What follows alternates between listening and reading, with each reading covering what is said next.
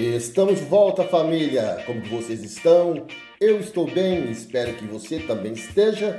Aqui estou eu, mais um dia, pela misericórdia do nosso Senhor Jesus Cristo.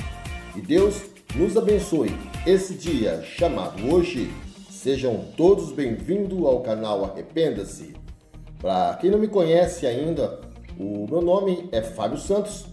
E se gostar do vídeo, compartilhe, deixa aquele like abençoado. Também ative o sininho de notificações, aquela opção todas. E se for a sua primeira vez por aqui, inscreva-se. Será um prazer você fazer parte dessa família. Volto com você após a vinheta.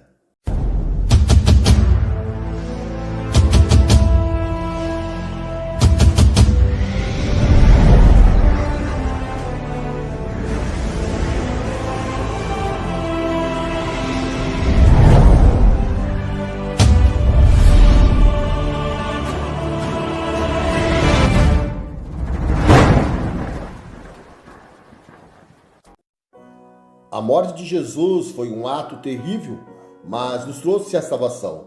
Na cruz, Jesus pagou um castigo de todos os nossos pecados. Ele morreu em nosso lugar porque nos amava e nos ama ainda.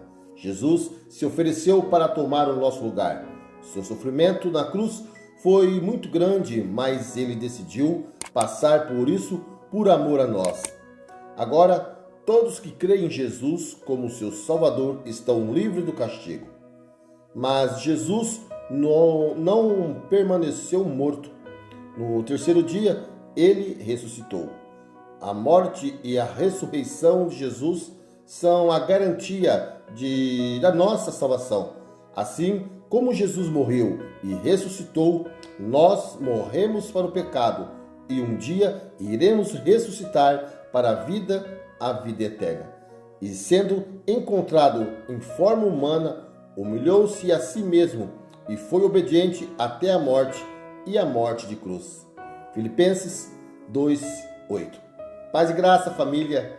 Hoje falaremos um pouco da morte de Jesus, que ocorreu numa sexta-feira há quase 2000 anos. Jesus morreu crucificado numa cruz num lugar conhecido como Gólgota. Mas antes de ser morto, Jesus ainda passou por grande tortura. A história da morte de Jesus começa com ele sendo traído por Judas Iscariotes, enquanto orava na noite de quinta-feira no jardim nas proximidades do Monte da Oliveira, chamado de Getsêmani.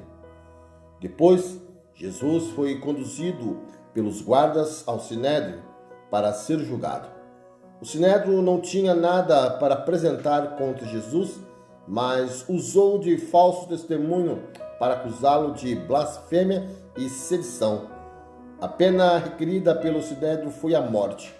Porém, o Sinédrio não tinha autoridade para condenar alguém à pena. Isso dependia do governo romano da província. Então, o Sinédrio enviou Jesus ao governador romano da Judéia, Pôncio Pilatos, e exigiu que ele condenasse Jesus à morte, por causa de interesses políticos.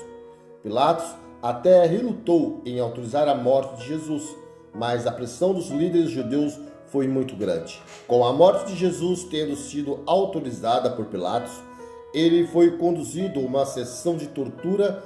Jesus foi cruelmente flagelado com açoites que causava danos muito profundos no seu corpo. Jesus também recebeu uma coroa de espinho e uma placa em zombaria que indicava como o rei dos judeus. Em seguida, Jesus precisou carregar a sua própria cruz e que seria pregado para fora da cidade até o seu lugar da crucificação, Gólgota. Jesus foi crucificado por volta das 9 horas da manhã e morreu em torno de 3 horas da tarde. Durante a crucificação, houve trevas no céu, terremotos, e o véu do templo de Jerusalém foi rasgado de alto a baixo. Depois da morte de Jesus, seu corpo foi tirado da cruz e conduzido ao sepulcro, providenciado por José de Arimateia. Jesus então morreu e foi sepultado na sexta-feira. mas como todos nós sabemos, ele ressuscitou no domingo pela manhã e hoje ele está entre nós e tudo isso que ele passou foi para que nós tivermos vida e vida eterna e a comunhão com nosso Deus Pai, pois antes éramos inimigo de Deus. Bem, chegamos então nesse pequeno resumo no fim desse vídeo e que nós falamos sobre a morte de Jesus e eu gostaria de saber a sua opinião sobre este assunto e o que você gostaria de acrescentar. Deixe seu comentário, fale qual foi a sua impressão sobre tudo isso e qual foi a importância da morte de Jesus para a sua vida. Amém? Então eu fico por aqui. Até o próximo vídeo, se assim o nosso poderoso Deus nos permitir. Shalom.